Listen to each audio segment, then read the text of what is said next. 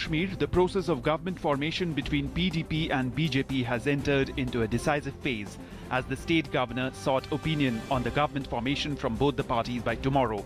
Leaders of both political parties will meet Governor N.N. Vora tomorrow and will apprise him of their positions. PDP, in its legislature party meeting, elected Mehbooba Mufti as its leader.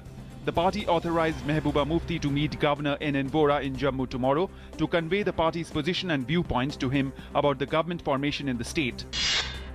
Arunachal Pradesh Governor J.P. Rajkhova said president's rule in the state is only for a temporary period.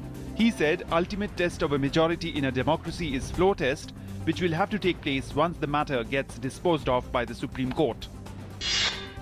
Additional police and paramilitary forces have been rushed and prohibitory orders imposed in the violence-hit coastal Andhra Pradesh's East Godavari district. Large-scale violence rocked Tuni town during a protest by Kappus demanding reservation.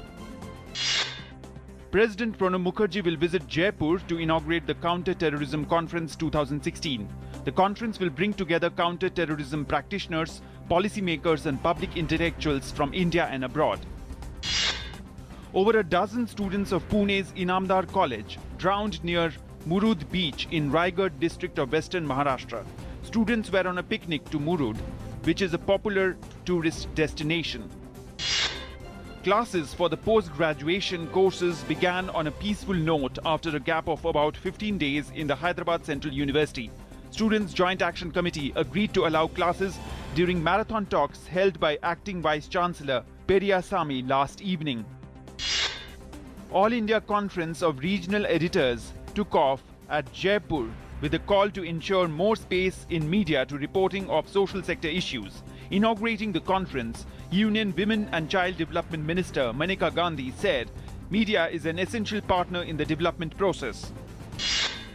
Prime Minister Narendra Modi has reiterated India's commitment to extend all possible help to the efforts of the Afghan people in building a peaceful, stable, prosperous, inclusive and democratic country.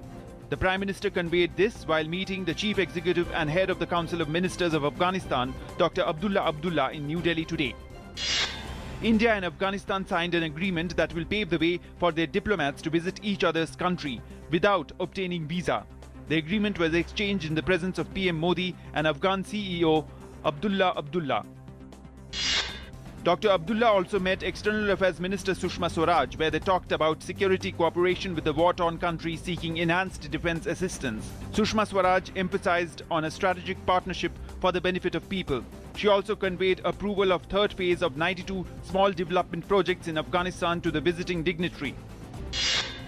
A suicide bomber blew himself up in the Afghan capital Kabul, killing at least 17 people and wounding 24.